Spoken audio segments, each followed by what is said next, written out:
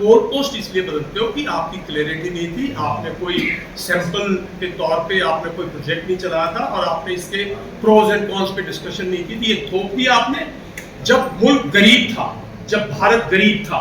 भारत की $500 बिलियन भी इकोनॉमी नहीं थी, भारत की $400 बिलियन इकोनॉमी थी। जब भारतीय सेना, भारत का भारत 12 लाख सेना का 1.2 मिलियन सेना का खर्च उठाती थी, आधुनिक हथियार देती थी और हमें पेंशन देती थी। आप आज जब 3 ट्रिलियन 5 ट्रिलियन भारत की सुरक्षा के मुद्दे बढ़ गए हैं, तब आप कहते हो नहीं साहब, हम पेंशन घटाने के लिए, ये एक्चुअल मुद्दा ये कि पेंशन घट जाएगी और हमें हमारे को राहत मिलेगी, बजट को राहत मिलेगी। अगर 3 ट्रिलियन 5 ट्रिलियन इकोनॉमी ग्रोथ है, अगर भारतवासी आज 4.5 मिलियन भारतवासी अमेरिका में हैं, 10 मिलियन इंडियंस अब्रॉड काम करते हैं, दुनिया आज असुरक्षित है, दुनिया के अंदर कोई सुरक्षा नहीं है, दुनिया के अंदर हाहाकार मची है। ऐसे टाइम पर इस किस्म की स्कीम लाना भारतीय सेना को कमजोर करता है। और भारतीय सेना का चाइना के साथ एक स्टैंड ऑफ है, चाइना के साथ हमारी एक लड़ाई है, जारी है। अगर हम 1 मिनट हमारा सैनिक आंख बंद कर ले तो चाइना घुस जाएगा। वो शरीफ नहीं है, वो एक विस्तारवादी मुल्क है, सब दुनिया मानती है विस्तारवादी है, वो विस्तार अपना करता है। तो और पाकिस्तान के साथ भी आज तक हमारा कोई समझौता नहीं है, आज पीपीओ के हमारा पाकिस्तान के पास है। तो जब तक हमारे मुद्दे नहीं सुलझ जाते, चारों तरफ हमारे देखिए अनस्टेबिलिटी है। श्रीलंका में अनस्टेबिलिटी है, अगर आप म्यांमार में देखें अनस्टेबिलिटी है, एक मालदीव में अनस्टेबिलिटी है, पाकिस्तान के अंदर अनस्टेबिलिटी है, अफगानिस्तान के अंदर अनस्टेबिलिटी है। ऐसे में भारत इस इलाके में एक स्टेबल कंट्री है, एक मजबूत देश है। हमारी पॉपुलेशन 1.4 बिलियन बेशक हो, लेकिन वो बहुत मजबूत है। हमारे अपने वो हो सकते हैं, लेकिन हम एक मजबूत देश है, तो हमारे पास एक मजबूत सेना का होना बहुत अनिवार्य है। ये सेम लगा। दूसरा मुद्दा जिस पर हम बार बार बोल चुके हैं वो ये है कि चाइना के साथ ईस्टर्न लद्दाख के अंदर वहाँ के जो सोशल एक्टिविस्ट है मिस्टर वांगचुक, वो दुनिया को बता चुके हैं कि 1200 स्क्वायर किलोमीटर एरिया चाइना के पास हमारा है आज भी, जहाँ हमारे भेड़ बकरी चलाने वाले लोग, जहाँ हमारे गांव के लोग। देखिए, सीमा एक इमेजिनरी लाइन हो सकती है, सीमा कुछ भी हो सकती है, लेकिन किसान का खेत उसी सीमा से शुरू हो जाता है। जैसे पंजाब में किसान का खेत बिल्कुल इधर हमारा खेत है, उधर पाकिस्तान के किसान का खेत है। ठीक इसी तरह माउंटेन्स में भी हमारे लोग जो हैं, जो हमारे लोग भेड़ बकरियां चलाते हैं, उनका एक हक था। तो आपने जिस दिन कैलाश पर्वत से सेना को वापस हटा लिया, आपने जिस दिन अपने एरिया में उसको नो जोन लगा दिया, जो दोनों के बीच में जो एक सामूहिक मतलब जिसमें दोनों पेट्रोलिंग नहीं करेंगे, एक कॉमन जोन क्रिएट कर दिया, और आपने ऑलमोस्ट जो 26 पेट्रोलिंग पॉइंट्स है उन पर अपना अभी भी मुद्दा है। तो इस मुद्दे पर सरकार चुप है, इस मुद्दे पर सरकार देश को सच नहीं बोलती। इस मुद्दे पर पार्लियामेंट में डेमोक्रेसी का क्या फायदा? अगर डेमोक्रेसी का फायदा जब है जब पूरी की पूरी पार्लियामेंट डिस्कस करे, पार्लियामेंट को सच बताया जाए, देश को सच बताया जाए, और आप इस मुद्दे पर चाइना पीछे हटेगा। आज चाइना मस्त बैठा हुआ है, क्योंकि वो कह रहा है, ये तो खुद ही नहीं मान रहे कि हम अंदर घुसे, ये खुद ही कह रहे हैं हम अंदर नहीं घुसे। तो ये एक बहुत बड़ा मुद्दा है जिस पर जो हमारा मत है, वो हमारा मत है, उसका पूरा पक्ष किया है कांग्रेस ने, उसका पक्ष पार्लियामेंट में भी किया है, बाहर भी किया है। और जहाँ तक जो अग्निवीर योजना है, कांग्रेस ने अपने जो घोषणा पत्र है उसमें एक्सेप्ट किया है कि हम इसको, जो आज के दिन सैनिक हैं, अगर सत्ता आए तो हम उनको रेगुलर करेंगे, और अगर मान लो ये स्कीम जो है हम सत्ता आए तो हम इस स्कीम को स्क्रैप कर देंगे, जो पुरानी एनरोलमेंट है उसके हिसाब से चलेंगे। तो ये 3 मुद्दे हैं। एक हमारा और का मुद्दा है 1 रैंक 1 पेंशन में का। इस सरकार ने हमें 1 रैंक 1 पेंशन दी, क्योंकि हमारा बहुत भारी सरकार को शुरू में फौजियों ने बहुत समर्थन दिया और बहुत प्रेशर था। लेकिन उसके अंदर हमारे जो जेसीओ साहिबान हैं, उनकी पेंशन वो की वो है जो 2014 में थी। 2022 में भी वही स्केल दे के आपने दे दिया।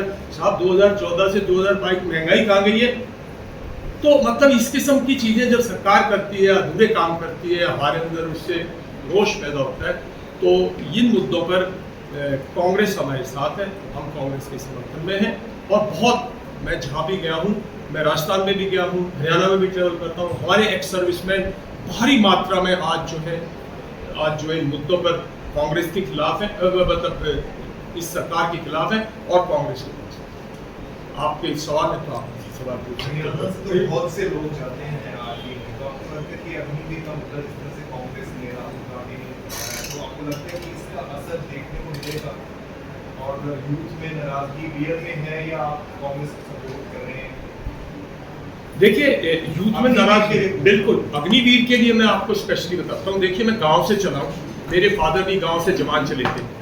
हमारे समाज पर बहुत, हमारे समाज ने एक तरह से यूँ समझो हमारे समाज की जो आर्थिक सुरक्षा है उसमें सेना का, ग्रामीण आर्थिक सुरक्षा में सेना की जो नौकरी है उसका एक बहुत बड़ा हाथ है। दो भाई हैं, एक भाई वहां जाके नौकरी करता है, दूसरा भाई यहाँ अपने उसी के घर उसी के साथ अपना गुजारा करता है। तो ये हमारी बिल्कुल जायज बात है और हम नहीं उठा रहे। आप जाके यूथ को देखिए ना, आप जाके देखिए यूथ कैसे प्रैक्टिस करता था। जहां एक साल के अंदर हरियाणा के अंदर से 5600 से 6200 तक लोग भर्ती होते थे और आने वाले 20-25 साल तक उनकी सिक्योरिटी गारंटी थी, उनकी फैमिलीज की सिक्योरिटी गारंटी थी, उनकी लाइफ गारंटी थी, उनकी पेंशन गारंटी थी, देश की सुरक्षा गारंटी थी। साहब इस प्रांत ने इस देश की सुरक्षा के लिए 1947 से आज तक मैक्सिमम सैक्रिफाइसेस दिए। हर गांव के अंदर जाके देखो शहीदों के नाम लिखे हुए। तो हमने इस देश की सुरक्षा के लिए लोग दिए साहब, बलिदान किया है। तो इसका मतलब थोड़ी एक जो प्रथा है और इससे सेना कमजोर होती है और यूथ में एस्पिरेशंस है। आज यूथ के पास जॉब नहीं है, प्राइवेटाइजेशन में वैसे ही जॉब नहीं है। और आप सोचते हो गांव का लड़का जो 10वीं क्लास 12वीं क्लास में जिसकी उमंग थी मैं सेना में जाऊं, उसकी जीवन बदलता था। आपने उसकी पूरी जीवन प्रणाली को मतलब खत्म कर दिया। शिक्षा है ये। इससे हमारे पिताजी फौज में गए, हमें आगे शिक्षा मिली ना, हम अफसर बने। तो ये हमारा समाज इंप्रूव होता है ना, हुआ ना। तो रोष है साहब, आप जाके लोगों से मिलिए, यूथ से मिलिए। हम हर रोज घूमते हैं और कल मालिक हर रोज लोगों में जाते हैं और यूथ के अंदर रोष है। क्योंकि आप एकदम से हर आदमी एक क्वालिफिकेशन करके डॉक्टर और हर आदमी IAS ऑफिसर तो नहीं बन सकता ना। और नौजवान गांव में उसकी अपनी परिस्थितियां हैं, उसके माँ बाप की परिस्थितियां हैं, उसकी आर्थिक परिस्थितियां हैं, उसके बचपन का ग्रोथ में उसकी एजुकेशन की परिस्थितियां हैं। तो एक सैनिक का आपने उसका अपना हक छीन लिया। तो साहब आप जाके देखिए लोगों में अग्निवीर के प्रति कितना गुस्सा है। हमारा गुस्सा ये नहीं है कि भाई हम पेंशनर हैं, मैं पेंशनर हूँ, आराम से घर में रह सकता हूँ।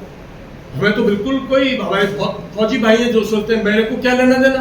भाई देश की सुरक्षा से, समाज की सुरक्षा से, समाज की समृद्धि से हम गांव से चले, हमारा लेना देना क्यों नहीं है हमारे स्टेक से।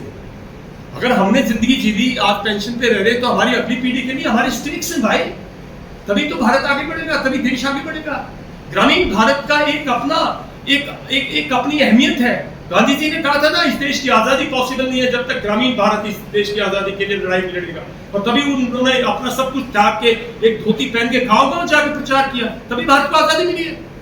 तो ये ग्रामीण भारत के अंदर सेना का बहुत बड़ा, आप किसी भी गांव में चले जाओ, सन 47 में 50-60% गांव कच्चे थे भाई। और जिसने पक्का बनाया, किसी सरकार ने आके एनेबल किया, हमें काबिलियत दी।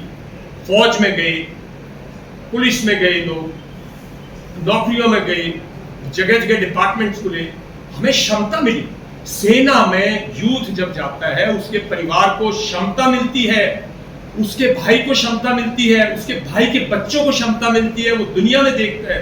तो आपने सिर्फ पेंशन कम करने के मुद्दे को लेकर आपने ये हमारा हक छीन लिया, ये बात है और कोई बात नहीं। साहब सर्जिकल जो स्ट्राइक हुआ था उस पर कईयों ने सवाल उठाए थे, आपका क्या मानना है? देखिए मेरा मानना ये है, सर्जिकल स्ट्राइक पर सवाल उठाना बिल्कुल ठीक नहीं था। भारत ने हिम्मत की थी, लेकिन मेरा मानना ये है कि सर्जिकल स्ट्राइक जो है, जो उनकी रेगुलर फोर्सेज है, मैं टीवी पे बोल चुका हूँ, जो उनकी रेगुलर फोर्सेज है, हमें LC पे सामने दिखता है, उन पे करो स्ट्राइक, उन पे करो। पाकिस्तान को दर्द कब होता है? जब उसकी सेना का जवान, जब उसकी सेना का अधिकारी, जब उसकी पोस्ट डिस्ट्रॉय होती है। पाकिस्तान को उग्रवादी 10 मर गए, 5 मर गए, उससे फर्क नहीं पड़ा ना। फर्क तो हमें, तो उसको जब अगर हमारा एक सैनिक हमारा, अगर एक सैनिक हमारा गया है, तो मेरा मानना ये सर्जिकल स्ट्राइक बहुत अच्छा था, क्योंकि उससे एक मैसेजिंग की है कि भाई रुको। और ये हम पहले भी करते थे, लेकिन पहले की सरकारें, पहले की जनरलशिप ऐसी बातें पब्लिक में नहीं करती। बदला लेते थे हम, वरना बदला लेते थे। हमने कभी किसी को माफ नहीं किया। एलसी पर वो मुझे बटालियन कमांडर या उसका ब्रिगेड कमांडर बुला रहा हो जिसका जवान कभी हताहत हुआ हो और उसने बदला नहीं लिया हो। हमने बदला हमेशा लिया और ये बहुत अच्छी थी। लेकिन मेरा मानना ये है कि इससे हमें रेगुलर फोर्सेस पर फोकस करना चाहिए था, तो पाकिस्तान जल्दी काबू में आए। पुलवामा के लिए क्या मानते हैं आप? फेलियर किसका था? मतलब इंटेलिजेंस फेलियर था या गवर्नमेंट ने इस तरीके से वो किया? देखिए, पुलवामा में कहीं ना कहीं इंटेलिजेंस फेलियर तो स्पष्ट था और उसकी जो इंक्वायरी है वो आज तक नहीं हुई। उनके गवर्नर सत्यपाल मलिक बोल चुके हैं, मैं उनके साथ एक उसमें भी गया था, एक पत्रकार थे, कुछ लोग वहाँ पे थे, मैं वहाँ भी गया था। हमारा मानना ये है कि कहीं ना कहीं हमारी इंटेलिजेंस एजेंसीज की फेलियर था और जिन्होंने जो उसके लिए जिम्मेवार थे उस इंक्वायरी की थी, उनको सजा दी थी। देश की सुरक्षा में कोई भी नुकसान जिस मर्जी को देखिए, बॉम्बे हुआ, मुंबई हुआ, हमें दुख हुआ, उन्होंने होम मिनिस्टर बदला, उन्होंने किया, उसके बाद एनएसजी के जगह जगह पे करेक्टिव एक्शंस लिए गए और पनिश किया, हम लोगों ने पनिश किया कांग्रेस को उसके लिए।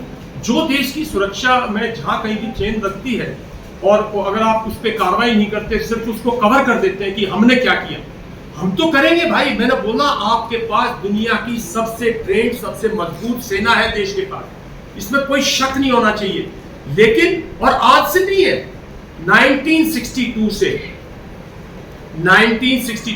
2020 तक चाइना की जरूरत नहीं पड़ी। जहां भी चाइना घुसा वापस चला गया।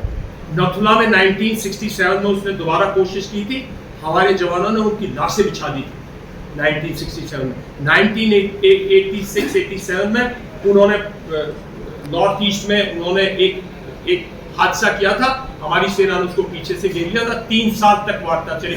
उसके बाद ये संधि साइन हुई थी 1993 पीस ट्रैंक्विलिटी की जो संधि है। चाइना अगर उसको वायलेट करता है तो हमें तो पता होना चाहिए कि चाइना किसी संधि की इज्जत नहीं करता, वो इंटरनेशनल उनको नहीं मानता है, तो हमें भी चौकस रहना चाहिए। मेरा मानना ये है कि जो सर्जिकल स्ट्राइक थी बिल्कुल ठीक थी, लेकिन मैं टीवी पे तब भी कहता था कि अगर उसने हमारी एयर वायलेशन वायलेट की थी ना, तभी तो हमने स्क्रैम्बल किया था, तभी 2 हवाई जहाज, उनका हवाई जहाज गिरा था तभी। तो इसका मतलब उसने जरूरत की है और आप साथ प्रॉपर जो उनकी रेगुलर फोर्सेज है उनको डिस्ट्रॉय करो, क्या प्रॉब्लम है? अगर आप पाकिस्तान को रेगुलर फोर्सेज को जब तक नहीं करते, आईएसआई को डैमेज नहीं करते, वो देश ऐसे ही करता रहेगा। उसका कैरेक्टर है ये। वो एक ऐसा मुल्क है जो कि सेना चलाती है, जो आईएसआई चलाती है, बाकी सब वहाँ ड्रामा है, फसाद है और एक कमजोर मुल्क है, उससे डरने की जरूरत नहीं। सर, आप फौज के एक सीनियर कमांडर रहे, एक बात जानना चाहूँगा कि 2014 से पहले बीजेपी का कहना है कि बहुत से बॉर्डर ऐसे थे जहाँ पर फेंसिंग भी नहीं थी, रोड भी नहीं थे। एलटी में जाएंगे आप, जो नई पीओपी बनाई गई है, नया जो इंफ्रास्ट्रक्चर तैयार किया गया है, उस तरह की सुविधाएं पहले नहीं थी जो अब दे दी गई है। अब जो फौज का कोई भी सिपाही है, कोई भी है, आवागमन आसान हुआ है, बाय एयर से आ सकते जा सकते हैं, तो कोई अंतर महसूस करते हैं आप उसमें? देखिए, बाय एयर से आना जाना ये 2010-14 की देन नहीं है, ये पहले की देन है। देखिए, जो नॉर्थ ईस्ट की बात है, जो चाइना के अगेंस्ट बॉर्डर की बात है, उसमें हमारे जो मैं 2 चीफ जो है वो बीजेपी से इलेक्शन लड़ चुके हैं, मैं उनको कई बार कह चुका।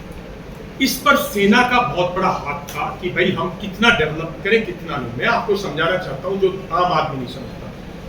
पहाड़ों के अंदर आप आसमान से उनका सैनिक नहीं आ सकता, चोटी से नहीं गिर सकता। पहाड़ों के अंदर रास्ते होते हैं, जिन रास्तों से वो एक्सिस बोलते हैं हम, उस एक्सिस को गार्ड करते हो आप, उसके हिसाब से कैपेबिलिटी करते हो, ठीक है। उसमें एक स्लोनेस थी, क्योंकि कुछ लोग कहते थे जितनी आप एक्सेस क्रिएट करोगे उतने आपको ट्रूप्स चाहिए। कुछ सीनियर लीडरशिप का ये ओपिनियन था ना। और जब हमें 1971 में पाकिस्तान से लड़ाई लड़ी तो हमारा राजस्थान बॉर्डर भी ऐसे अनडेवलप्ड था, लेकिन जब राजस्थान में जब हादसा हुआ जैसलमेर सेक्टर में, उसके बाद हमने 80s में देखा ना किस तरह से हमने पूरे पाकिस्तान बॉर्डर के साथ साथ हमने हाईवेज बनाए, एक्सीज बनाई जाने के लिए, बिकॉज वहां हमें बैठ के गार्ड करने की जरूरत नहीं थी।